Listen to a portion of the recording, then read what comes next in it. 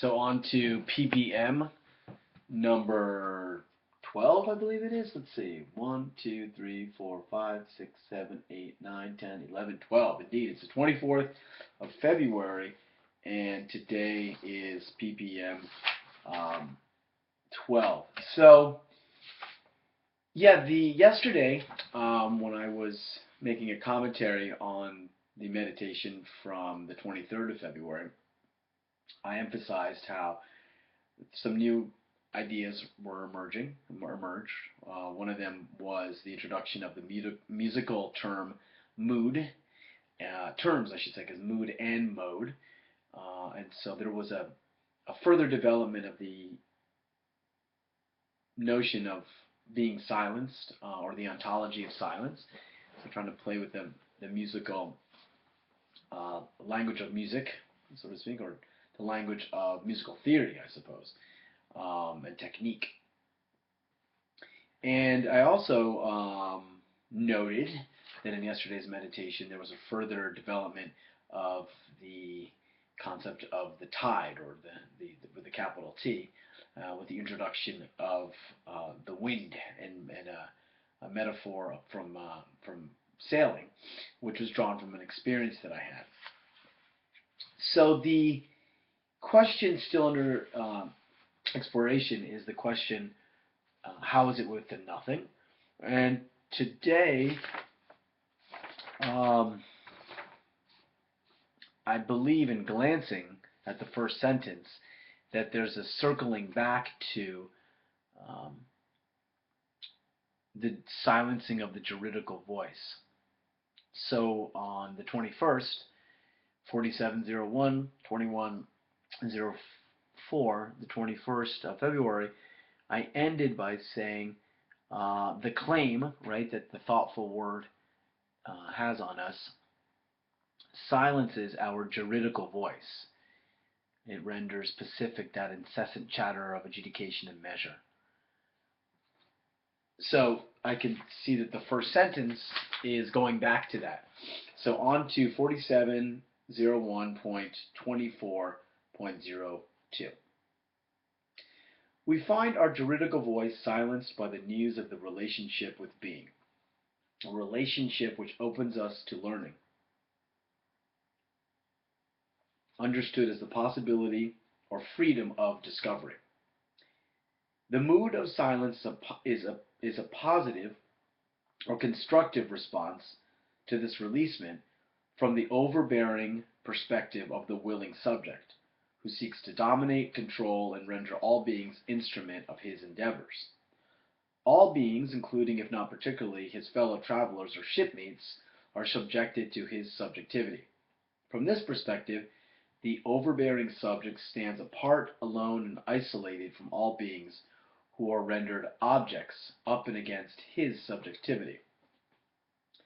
From this perspective, the subject has forgotten the relational ground of his own being. Instead of bearing up with the wind, he fights the wind, which he understands as conspiring with the tide to capture and control him. This solo pilot is overbearing, or überwinden, in seeking to dominate the wind, which means breeze but also emptiness, so importantly related back to the nothing, Su. But this response is not surprising, for the vacuity of Su can be related to the emptiness of Kyung, or to what the Zen master Hu Neng called Wei Wu, nothingness. Suzuki warns, quote, let me start over because it's one sentence. This response is not surprising, for the vacuity of Su can be related to the emptiness of Kyung, or to what Zen master Hinung called Wei Wu, nothingness, which Suzuki warns, quote, may push us down into a bottomless abyss, which will no doubt create a feeling of utter forlornness, unquote. When Hu Neng related the tidings and declared, quote, from the first not a thing is, the keynote of his Zen thought was struck. This keynote was never so clearly struck before. End quote. Hunang's saying of Wei Wu struck a keynote and thereby defined the basic relation between being and beings. As a keynote, Wei Wu is like that fundamental note or tone that relates all others and is the principal element of the musical mode, expressing the basic tone or the spirit of the piece to be performed. The saying of Wu Wu is akin to the question, how is it with the nothing? Where both have the result of tuning the hearer's bearing, releasing them to the letting be, to the flow and the movement of the tide and wind. But the subject hears a threat to his subjectivity in this saying, hears the sinking of his vessel to the bottomless abyss. Against this threat, the overbearing subject, this isolated man of choice, struggles to overcome the tide and run against the wind, the nothing possibility. The news conveyed by the saying of the tide and the wind is denied, ignored, rejected by the subject, who alone desperately attempts to control these elements. This subject, isolated and standing against all, seeks to bear down upon the tide and the wind, as in overwhelm or crush or subdue. To bear down is to sail in the direction of the wind and the tide, to sail against them. To bear up is to endure cheerfully the wave, the flow, the movements of tide and wind. The message brought to us by the evocative speech of the first questions draws into the location of discovery and thereby positions us. We have been turned, tuned, and in becoming teachable, we are attuned to being's excess, which we take up as the matter at hand, and in doing so, have embarked on a seeking that is essentially interpretive. This is another way of saying that we have been enjoined in the hermeneutical relationship that reveals the possibility of all that appears in the horizon of beings. We see one another as this possibility, and this relationship of learning is undertaken in the give and take of poetic dialogue. Without this dialogue, we are incapable of speaking with the mythopoetic voice. This voice is a response to our hearing of the message. And there it ends. So positives and negatives. It's sort of interesting that I'm reading this and I'm sort of, while I'm reading it and paying attention to what's obviously on the page before me, what I originally wrote, I'm also sort of in a meta way, so it's sort of detached, taking up the position that's I'm deeming problematic, and paying attention to the feelings I'm having, and to the memories that are coming back as I read this. And this is only day 11. What did I say? 1, 2, 3, 4, 5, 6, 7, 8, 9, 10, 11, 12. This is only day 12. It was only day 12. And there's a bit of struggle already going on. But that's the critique. The struggle to say something new, but yet staying within the slow and steady pace. So it's almost as if I don't want to run too far ahead and I want to stay in the steady pace. But in doing so, it's somewhat of a challenge. Now, looking at this now, I would have to say that something that I would and did not think to do, because these were poetic, this was a work of poetic writing, poetic phenomenology, is looking back on it now, I would think today that I would probably be a little bit more descriptive in terms of experience. I would turn to experiences, which is something that I started to do in really just in the fall, when I started working on a paper for a book edited by my colleagues Tyson Lewis and Megan Laverty on arts teaching and the teaching of art. And in that paper that I wrote, I drew on experiences very, very clearly, very prosaically offered descriptions of experience. Now, what positively, I'm building again on this sailing experiences, but only sort of alluding to them at a poetic level, not being very clear about the exact experience that I had that's motivating this thinking at this point. But the real positive for me is that I just kind of go for the inclusion of Zen, Zen Buddhist philosophy, which I introduced here already. At this point on the 12th day of these experiment. And I don't, again, there wasn't a clear design or plan to this work. It had to be done once initiated. The idea was to pursue the question concerning the turning around towards the contemplation of being's presencing. That's what the paper did, or the introduction, which became the introduction of the work. And so I'm pursuing that. But there was no, outline. First 2 months I'll take up this, second 2 months I'll take up that, and one could argue, that perhaps that's what you should do. That just wasn't part of the experiment. The experiment was to sit down and look at what was written the next day, but not allow it to necessarily dictate what I was going to write that day, but just sort of orient me. But there was very much this sense of beginning again. So the meditation had, if we want to think of it in terms of moving forward, that movement was very slow.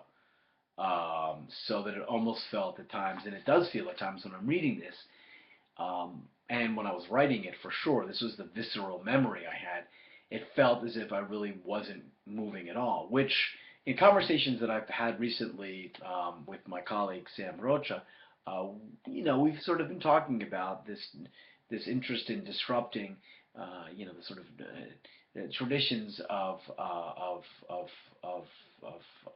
the epic education as an epic movement, Bildungsroman,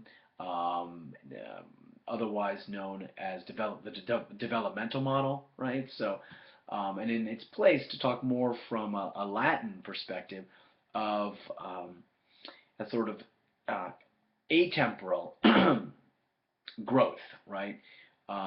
So how is it that we can think of education, learning, as something that's happening always in the same moment, right? So not so much focusing on the learner and their development or growth, but the event of learning and the kind of time that that's happening in. And if it's the case that the time of learning is happening in sort of what Arendt calls the standing now, the nunc stans, she draws that from medieval philosophy, then one inhabits that space and time when one is in this event of learning, understood ontologically, and within that time there isn't a felt sense of progress, right? Because this is not chronological time, but chirological time. So, at any rate, the introduction of these Zen Buddhist concepts was something that just happened. I could not tell you and don't recall how it was that I came to include them, other than I had material, source material that I was working with, and on the one hand there was the Zen Master Suzuki, who had was often compared with Heidegger, and then there was this source book of Chinese philosophy that I had that I was using as well, that I was drawing on, and that's where the quotation comes. But I thought it was, I remember when I sort of took this musical metaphor that I had developed the day before in terms of mood and mode, and then found this quotation from Hugh Neng, where he declared, "From the first, not a thing is," and then that was described as the keynote of his Zen thought.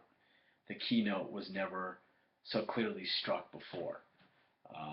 So this notion of a keynote being struck, and this striking of the keynote and the reception of this, of hearing that keynote,